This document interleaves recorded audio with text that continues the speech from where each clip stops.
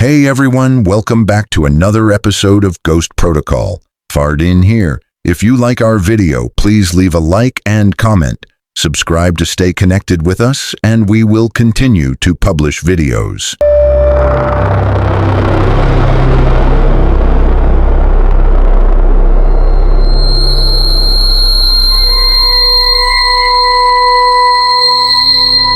The Sounds NEF. This was back when I was 15, and over summer, my parents went on a yearly business getaway trip with my dad's work. A few years before this, we'd moved into an older house that had been in my dad's family for a long time.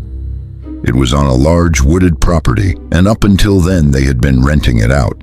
But the place started to have too many problems. So I guess my parents decided to move into it. That way they could save money on not having a mortgage or rent payment and could use the extra money toward fixing up the place. The obvious downside was we had to live there while things broke all the time. They made tons of renovations, but it was just so old and massive that you really couldn't change everything, and it still had that old, musty feel to it. Even the renovated parts felt off because you knew underneath it all, the place was still that same 150-year-old house. I honestly never really liked it, and neither did my parents, but we dealt with it. Back to what happened though. My parents were gone for 4 days, and being summer break, I didn't have anything to do. I'd wake up, make a bowl of cereal, and hop on the PlayStation all day, and repeat that pretty much every day, whether my parents were home or not. That's exactly how the first day went up until around 9 p.m. I don't remember if I was actually in the middle of playing something, but I know I was in my room with the TV screen on, either gaming or watching YouTube or just hanging around the room, when suddenly everything went dark. The basement was like another living room with a TV, Xbox 360, a couch, and a few small side rooms. For the first several hours, until around 10 p.m., we played Call of Duty on the Xbox and just had a good time hanging out. Pretty typical night for us. After that, Chase kind of randomly mentioned that he had some drinks upstairs that he'd bring down for us. He left the basement, and we could basically hear every footstep as he walked around above us. The mansion must have had thin walls or something. Me and Brian waited and talked for a few minutes, waiting for Chase to come back down, before we started to hear muffled voices above us. We both immediately stopped our conversation and looked at each other confused, then stared at the ceiling, listening to it. Someone else was in the house with us. I thought that we could pretty clearly hear Chase and this other person talking back and forth. Of course, both of us were under the impression that we had the house to ourselves. So, who the hell was he talking to? I got up and told Brian I was going to go check who it was, or at least try to listen to see if something weird was going on. I started walking up the steps and opened the basement door, which, come to think of it, kind of weird Chase had even closed it behind him. That is, if we were actually alone. But when I opened it, the door made a really loud creak that reverberated through the whole mansion. Instantly, both voices stopped. My stomach tightened for a second. A strange, unsettled feeling immediately hit me, almost like a fight or flight response. I then walked down the hallway a bit before Chase suddenly came around the corner and looked startled, like I'd scared him. "Who were you talking to? I thought we had the house to ourselves, like we were alone here." Chase shook his head and asked what I was talking about. He then raised up the drinks, showing he got them, and walked past me back down into the basement. Brian asked him the same question, but Chase again said that no one else was here. He genuinely looked like he thought we were crazy, and after a few minutes we eventually dropped the conversation, just assuming we were wrong somehow. I think in my head, I thought Chase's answer seemed genuine, and so I thought he was probably just talking to himself. Or maybe embarrassingly singing to himself, and we thought it was a different voice. I don't know, but I ended up forgetting about it. We stayed up for another few hours. It was clear all of us were tired by 1 a.m., So we got ready for bed. Chase and Brian slept on opposite sides of the couch, and I slept on the floor with a sleeping bag.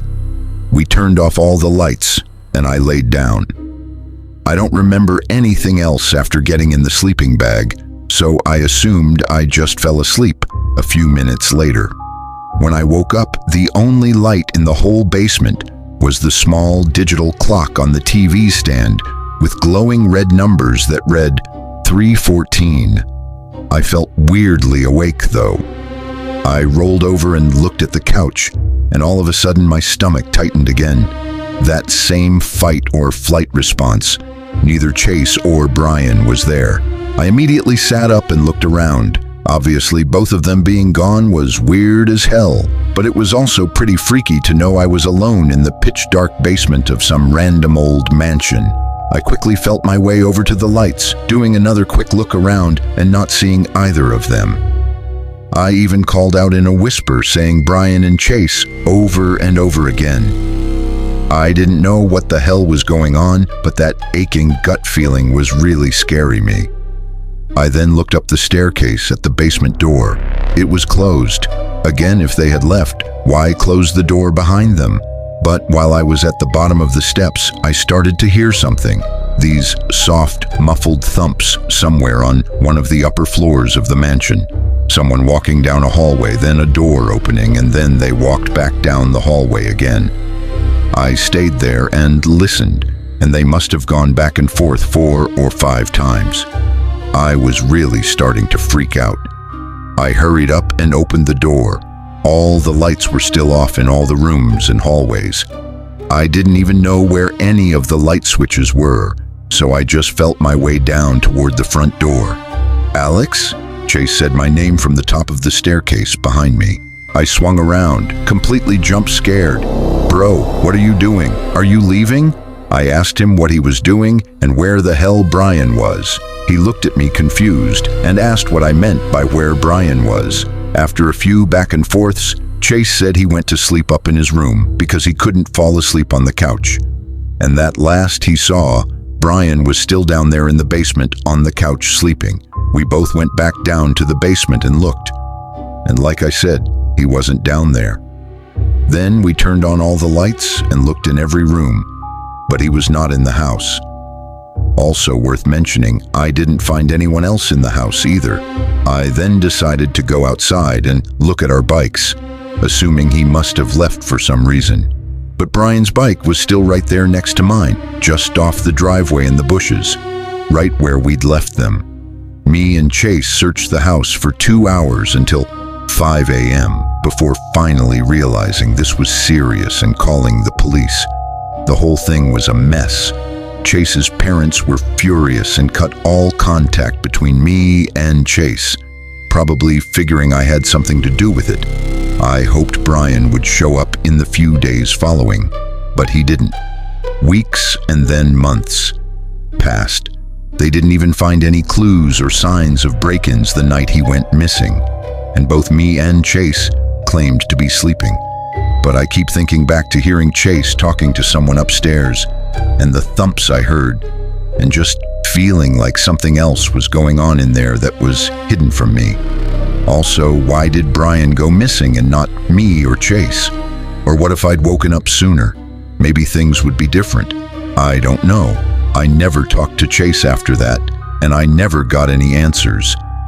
The town I grew up in was pretty small and unremarkable. Just your regular small town, a couple hours out from the major city, before finally realizing this was serious and calling the police. The whole thing was a mess. Chase's parents were furious and cut all contact between me and Chase, probably figuring I had something to do with it. I hoped Brian would show up in the few days following, but he didn't. Weeks and then months passed. They didn't even find any clues or signs of break-ins the night he went missing. And both me and Chase claimed to be sleeping. But I keep thinking back to hearing Chase talking to someone upstairs and the thumps I heard, and just feeling like something else was going on in there that was hidden from me. Also, why did Brian go missing and not me or Chase? Or what if I'd woken up sooner? maybe things would be different. I don't know. I never talked to Chase after that, and I never got any answers. The town I grew up in was pretty small and unremarkable. Just your regular small town a couple hours out from the major city. Most of it I would consider kind of trashy, lots of older small houses and just not the best area all around. But at some point well before I was born, I guess some rich families decided to build these large fancy houses on the outskirts of the town, away from all the trashiness. Don't know why they didn't just move away, but whatever.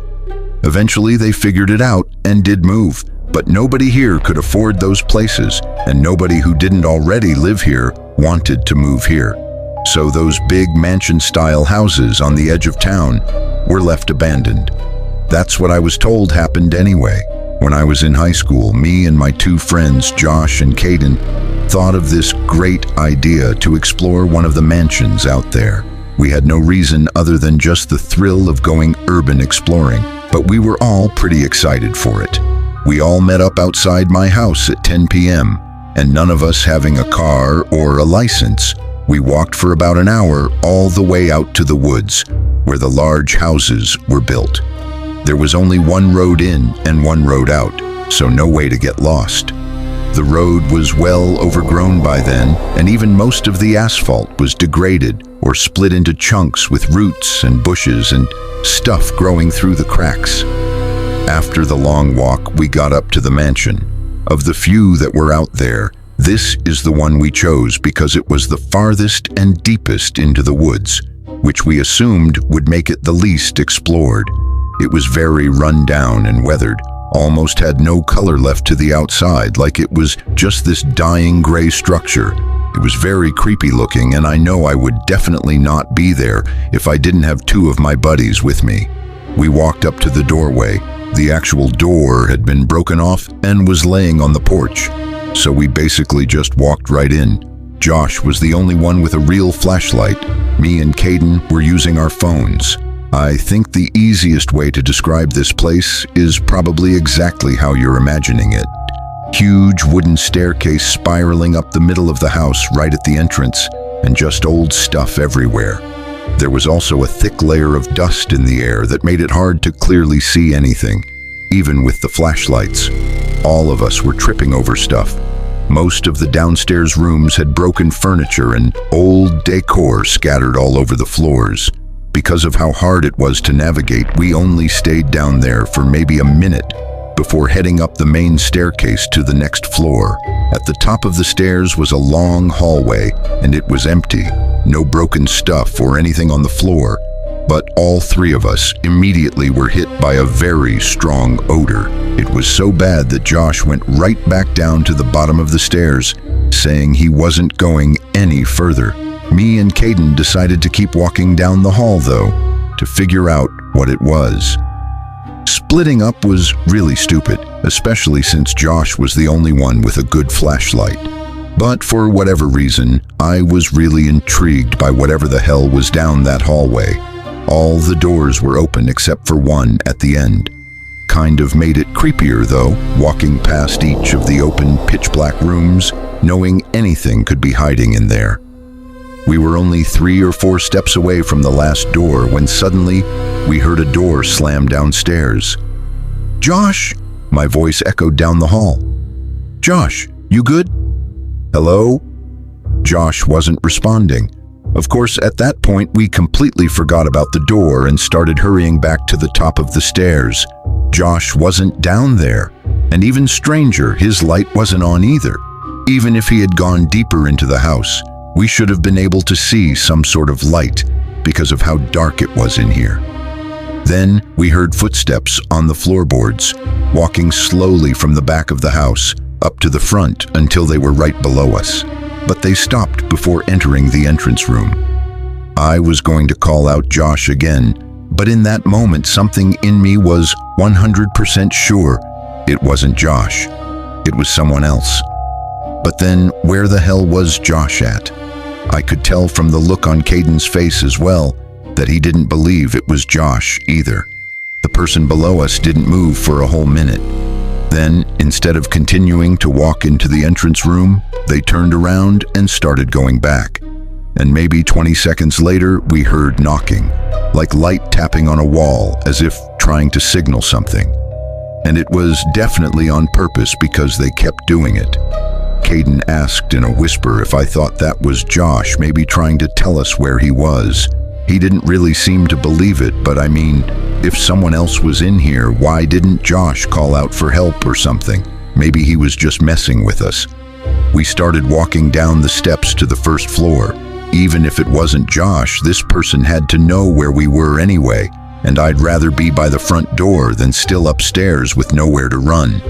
The tapping sounds kept going all the way until we were right at the front hallway. It was very dark, and my phone light did nothing at all. All I could see was dust in total blackness. I took a few steps in, and I started to barely be able to see a figure in the dark. And at the very same time, I heard a voice behind me. It was Josh. He was outside the house, whispering for us to get the hell out of there. We started making a dead sprint for the doorway, and I could hear someone move in the hallway behind us. I don't know if they were trying to chase us for a second or what, but we got out of there and ran all the way back. Once we were out of the woods, Josh explained that he was standing down there when he heard someone outside, and before he could tell us, he had to hide and turn off his flashlight because the man was already so close.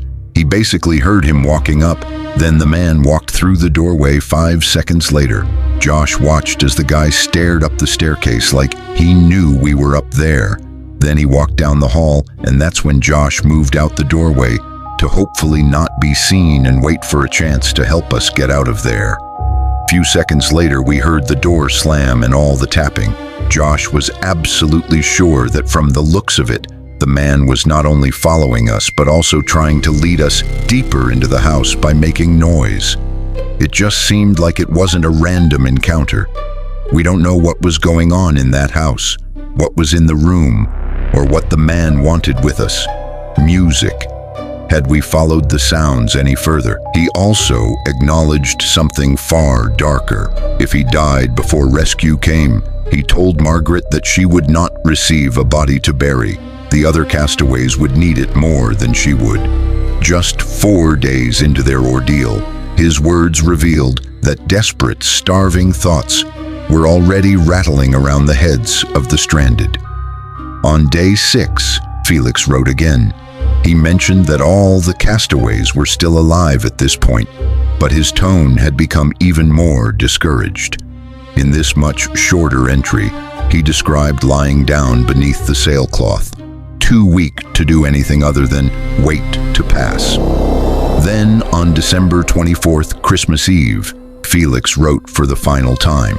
He stated again that they were all still alive, but there was no sign of any relief in sight.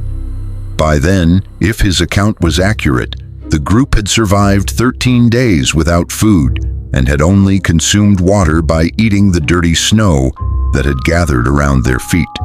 His feet were also in constant pain by then, and he was exhausted beyond all comprehension. At some point while writing this letter, he ran out of ink, so he finished it with his own blood.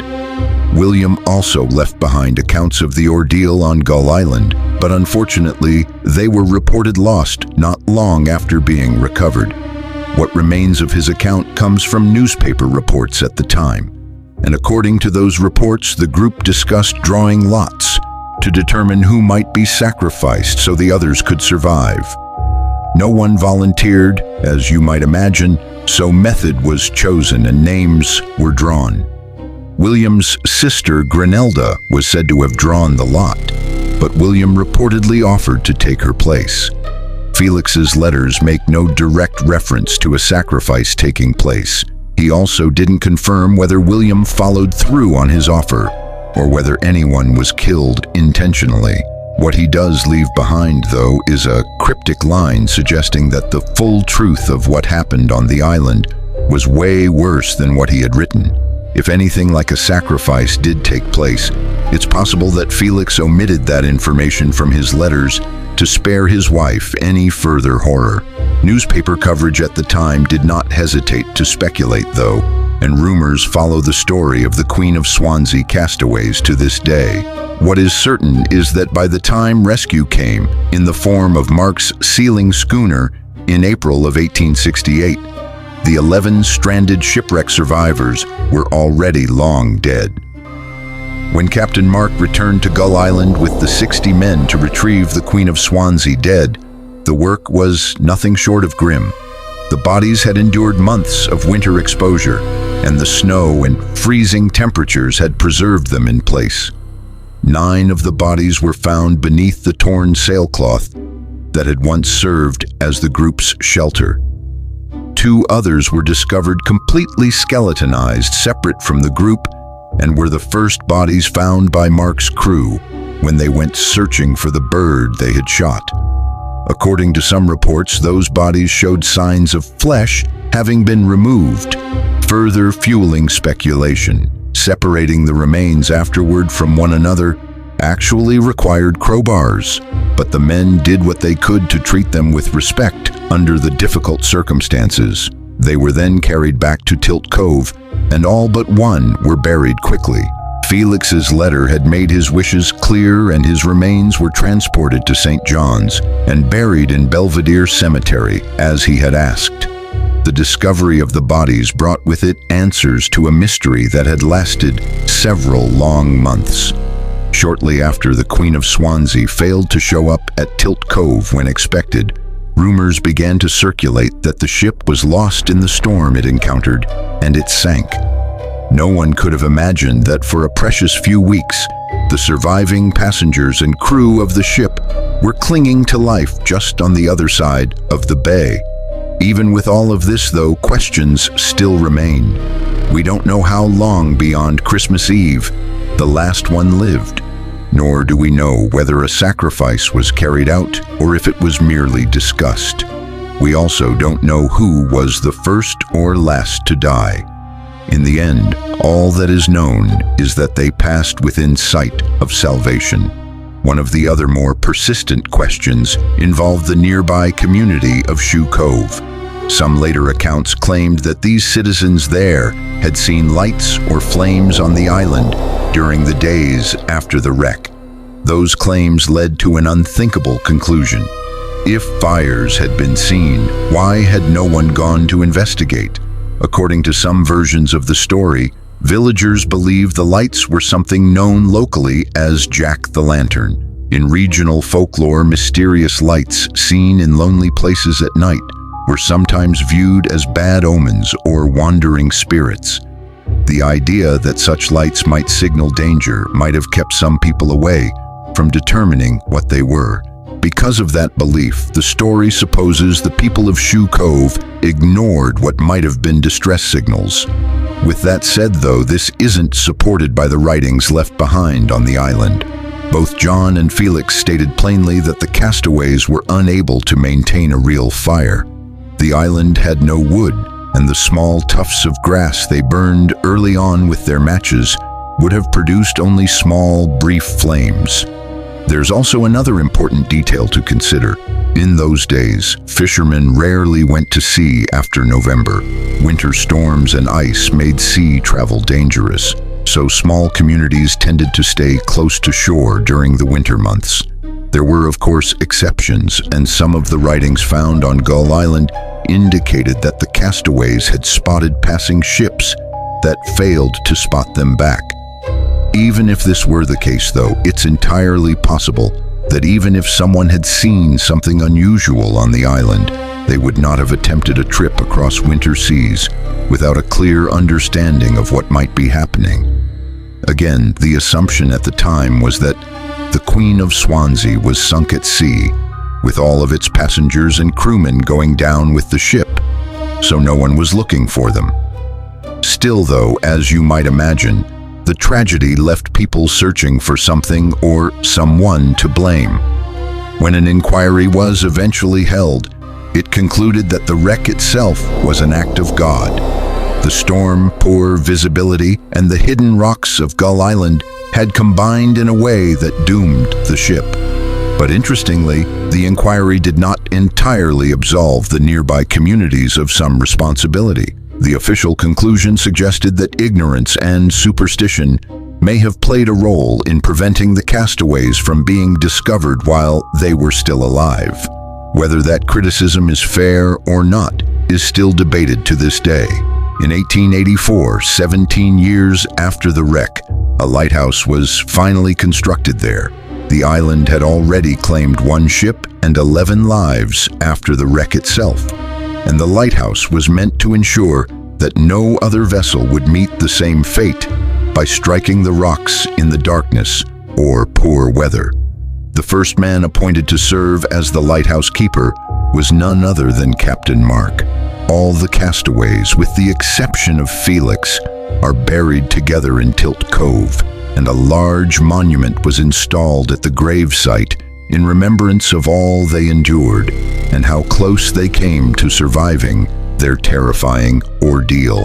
If you made it this far, thanks so much for watching, and a special thanks to everyone who supports the channel on Patreon or as a channel member. If you're interested, we offer early access videos that are released roughly a week before the regular YouTube uploads. Also, if you have a story suggestion, feel free to submit it using the form found in the description. Anyways, thanks again, and hopefully, I will see you in the next one.